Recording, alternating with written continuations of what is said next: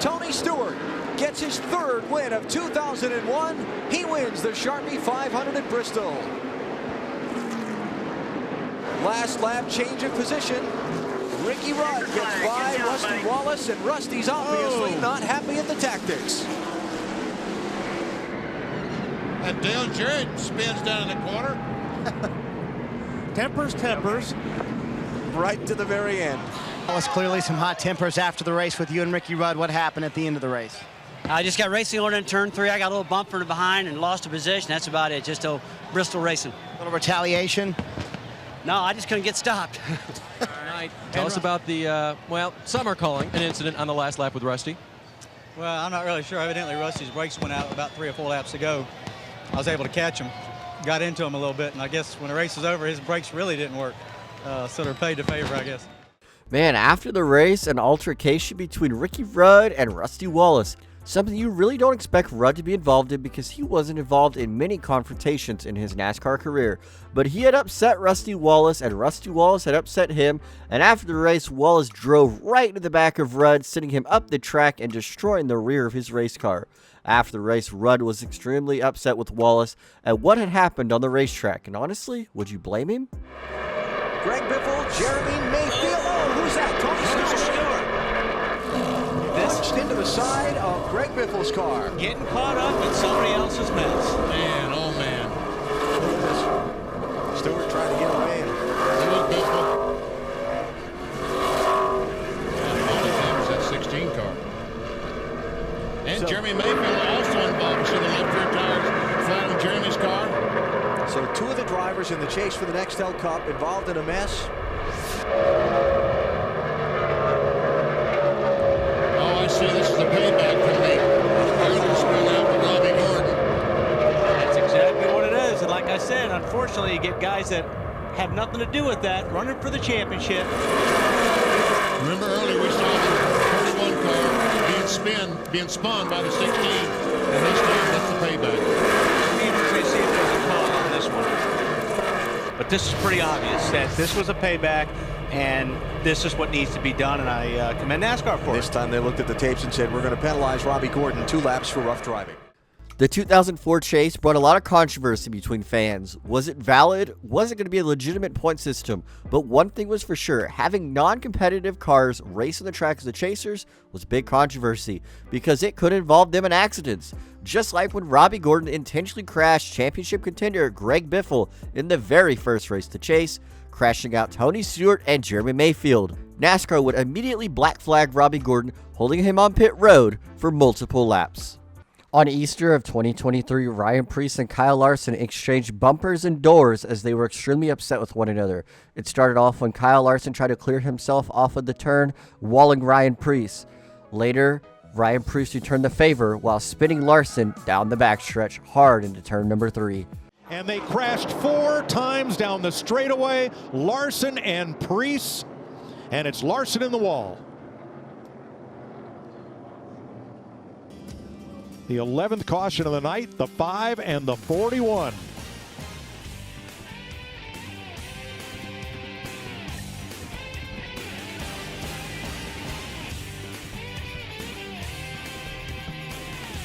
You know what happens when you go racing on a short track on dirt. Drivers, they get angry. I give to you Kyle Larson, Ryan Preece. They got into one another lap 79. Ryan Preece visually showing his displeasure. I love nonverbal communication. About 100 laps later, they're at it again.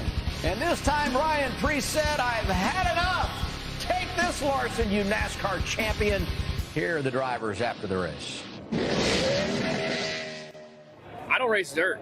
I don't know. I tried running the top. I'm a guy that runs the bottom, and when you're trying to, I know he was making speed up top, and I tried to move up there, and we were too loose. So a lot of people are going to stand their ground, but by no means was that intentional. Obviously, I'm looking in my mirror, and didn't seem that he was to my outside yet, but and I don't know if he got into the wall, but he had a pretty short temper. Obviously, he tried to crash me, I think, after that, and then was swerving at me under yellow, and he's standing his ground, I guess, right now.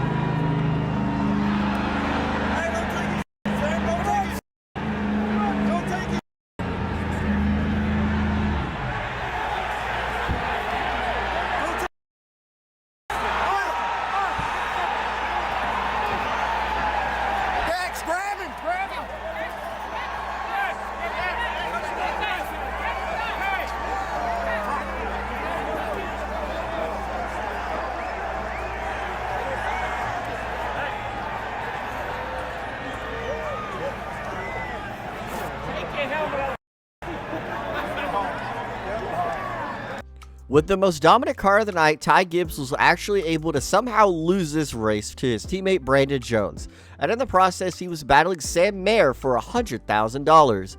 Mayer would move Ty Gibbs up the racetrack and basically wipe him out completely and take that $100,000 from him.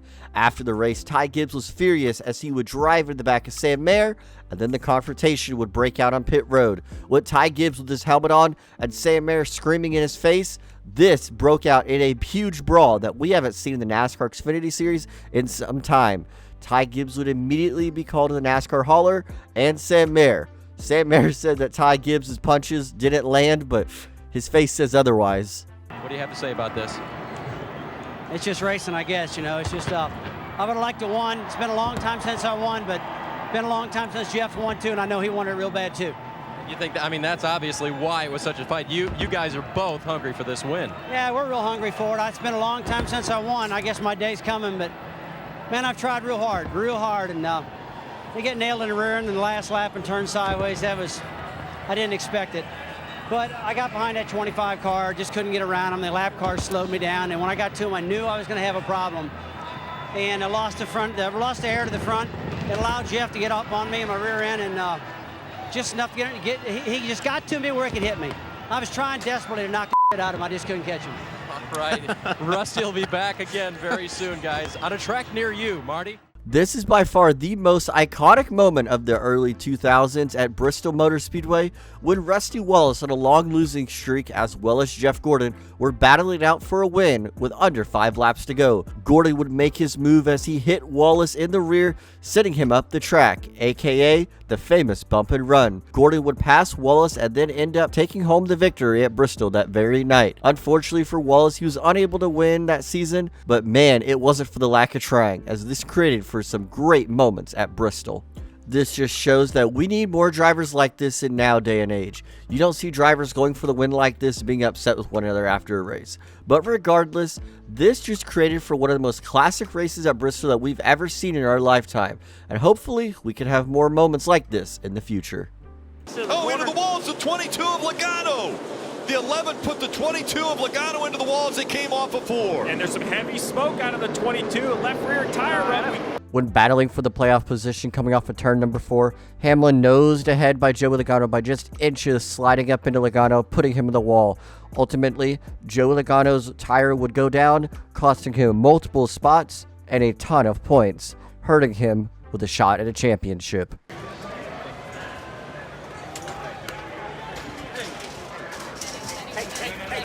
Stop! Stop! Stop!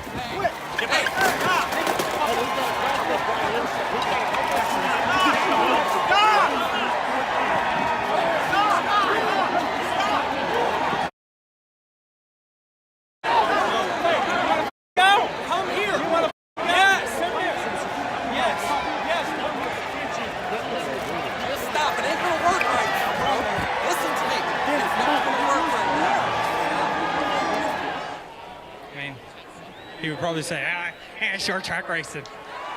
You gonna try and find him at this? No, I don't need to find him. Denny Hamlin being cheered by the crowd? Yeah, that's something you don't expect. But honestly, when you're fighting Joey Logano at Martinsville, anybody fighting Joey Logano for that matter, you're going to be cheered. And this is what happened in 2019 when Logano decided he was going to hit Hamlin and walk off. Hamlin was saying, be a man and fight me if you really want to. Elliott diving, trying to block. Down the backstretch again. Less than 3 to go. The bumper to the back of the 24. Elliott goes around. Hamlin takes the lead and the caution comes out. Remember how aggressive these drivers have been up to this point, and now the aggression even more because there's a spot in the championship for a playoff driver. Denny Hamlin all in the back of the 24.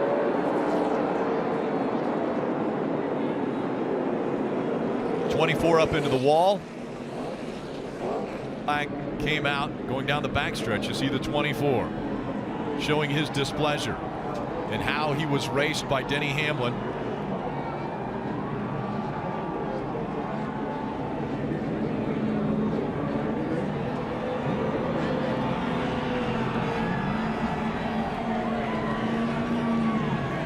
Chase Elliott, you wrecked me, clearly. That's what he's saying. Keeping on the same topic of Denny Hamlin puts the bumper to the back of the 24, the famous Rick Allen call. Chase Elliott was pushed in the wall by Denny Hamlin, essentially knocking him out of the playoffs in 2017, and Elliott was extremely unhappy. Jamie did a whale of a job just to hang on to his race car. Then he gets bammed all over the place. Now he says, that wasn't very nice. Now the race is over here. Checkered flag has been displayed.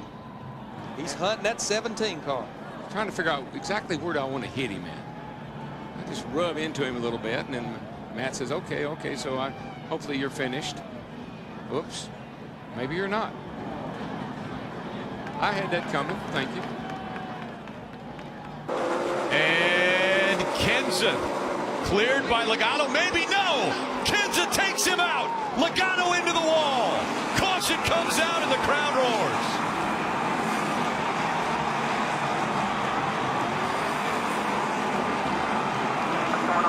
Talked about it after what we saw a couple weeks ago. I was the first to say I never expected that to happen out of the 20 car.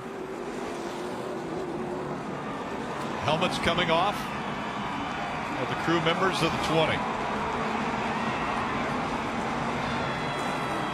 Joey Logano stuck in the grass.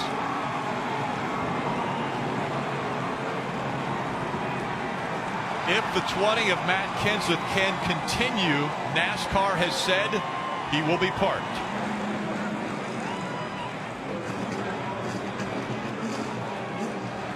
Matt Kenseth already not having the day that he wanted to have. And the opportunity presented itself at a short track. Still down there, still down there, still down there, still down there.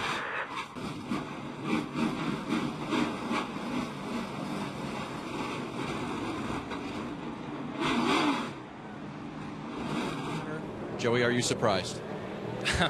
Well, yeah, I thought, you know, I think what happened in Kansas is a completely different deal. You know, we were racing for the win, and, you know, he blocks you a few times, and you know, we raced hard, and he blocked me last time, and we spun out. That's what happened there. Here is just a complete coward move, especially for a championship race car driver and race team. Just complete coward. I don't have anything else to say. It's a chicken, you know what, move to completely take out the leader when your race is over, and you know, we'll move on. We're going to work hard, and we're going to get our car back out there, hopefully, and we just got to win. As much as we love to watch Joey Logano get pounded in the wall by Matt Kenseth in 2015, we all know that in real racing, that is extremely dangerous and it should be penalized. Everybody was cheering up and down for it, but it was an unexcusable moment. Matt Kenseth definitely didn't need to do this, and he paid the price for it.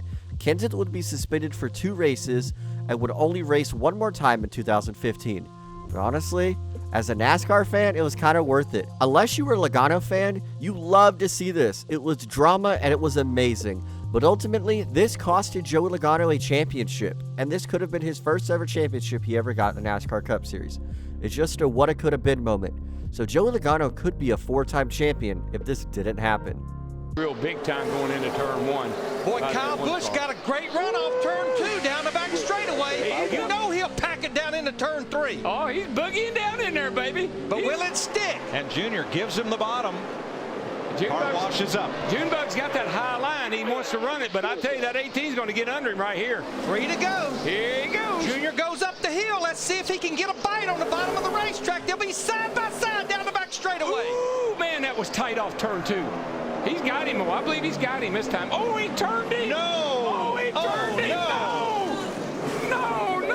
Now here comes Clint Boyer to take the yellow flag. Oh, no. And wild thing, Kyle Busch coming down the backstretch to turn 3. I think you'll just see him. He just gets in there a little too hard, and of course Junior's not cutting him any slack. He's keeping him pinned down, but can't run over the man. That was just unfortunate. Was that a fair racing move, or does Kyle Busch need some extra security leaving Richmond tonight? Whether it's fair or not, he's going to need some security from all of us. But you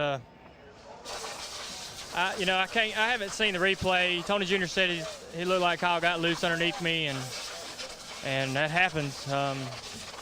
I was trying to, I wasn't good on the bottom, so I moved up to the top to run as good as I could up there, and he'd been running the bottom, so I figured we'd race it out. And he got a great run around 1 and 2 and nearly caught by me, but he gave me room on the outside off of 2, so I wouldn't say that was intentional going into 3, because if he wanted to, he could have just run me in the fence off 2. But in 2008, two of the biggest storylines heading into the season clashed at Richmond early on in the spring. Dale Jr., who had recently left his father's team DEI, replaced Kyle Busch at Hendrick Motorsports, and these two drivers were battling for the win at Richmond when it all came to a crashing halt in Turn 3 when Kyle Busch would overshoot Turn 3, get into Dale Jr., and Jr. would go back in first in the wall, ending his night and ending his shot to win immediately.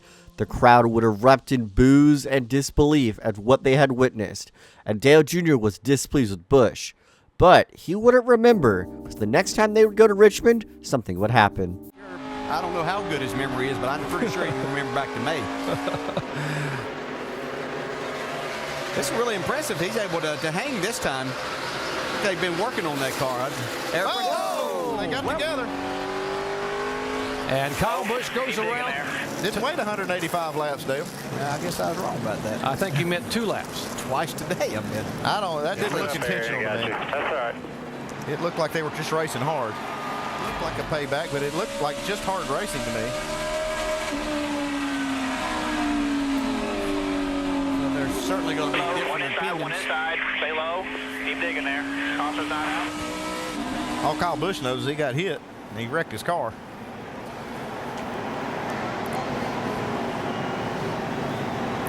Let's check out our Allstate Good Hands move of the race.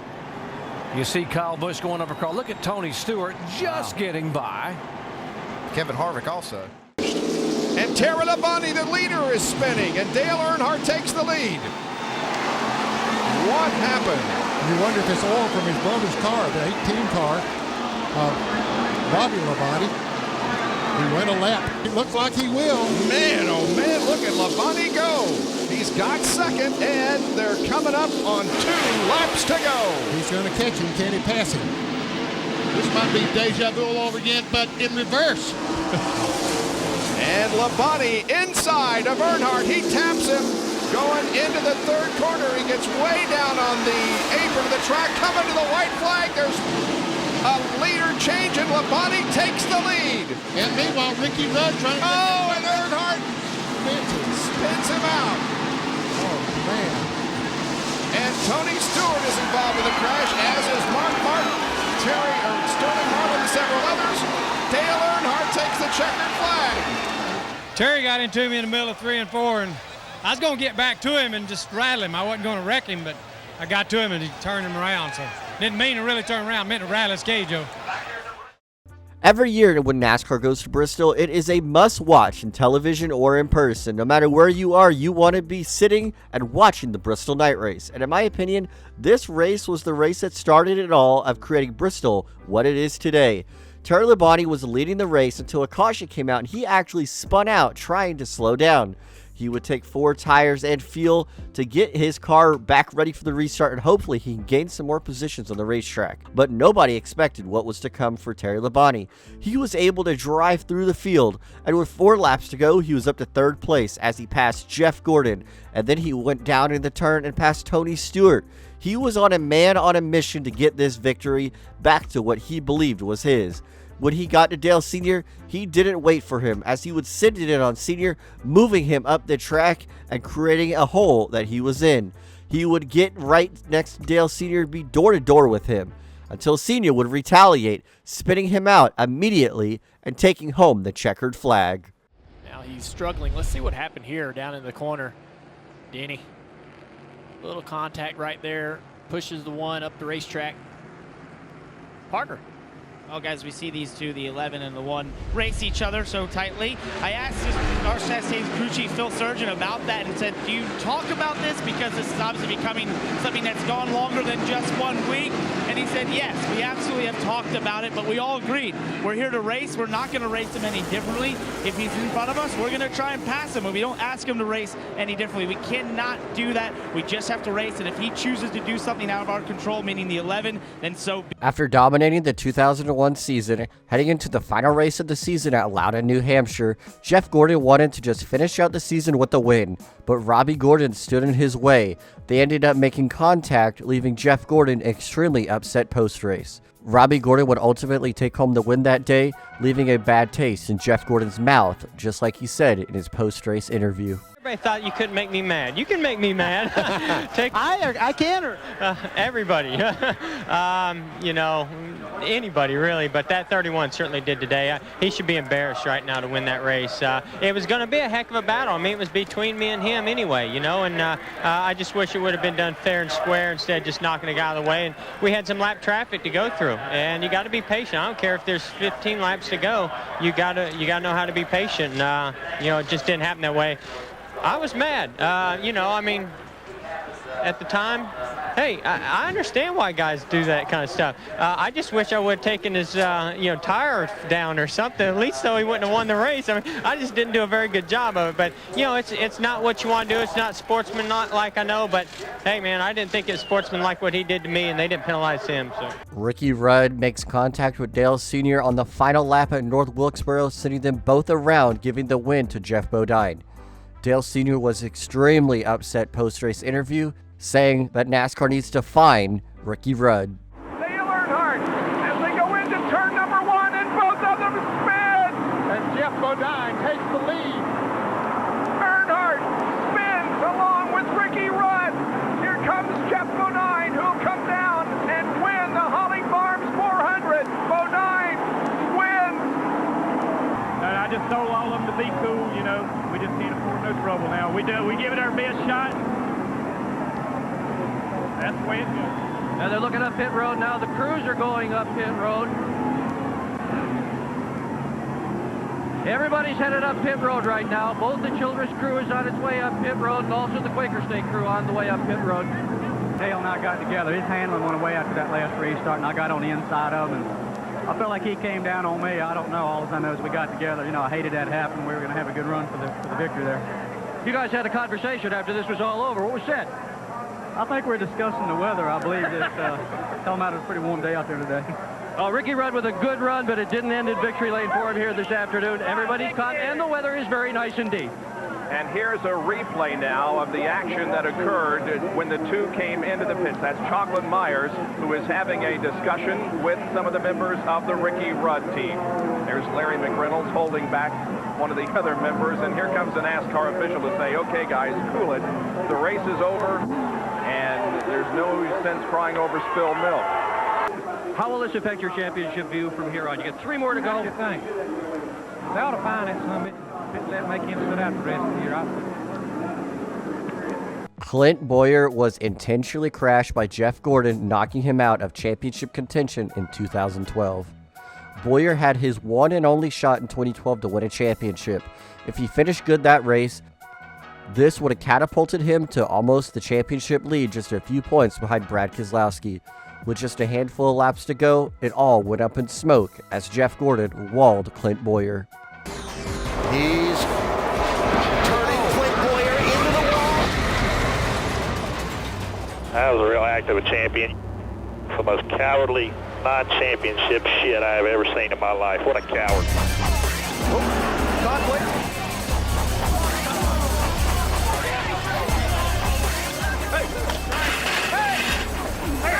Hey, where is that son of a bitch? They're taking care of it. Who the fuck's fighting you? Our whole big crew. Somewhere in the middle of that is Jeff Gordon.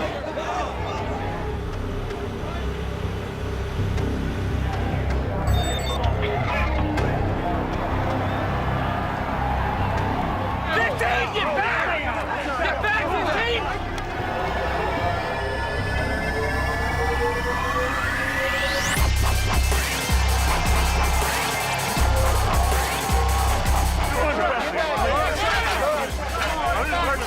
What a bunch. Go, bitch, come on, man.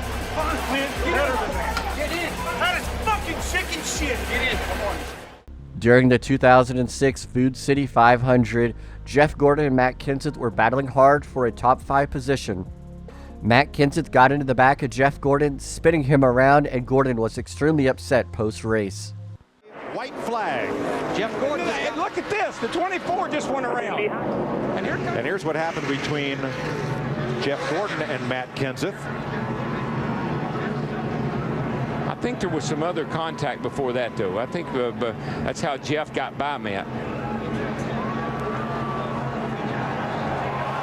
Bobby Labonte almost involved in that one. Jeff Gordon out of his car, and he's not happy with Matt Kenseth.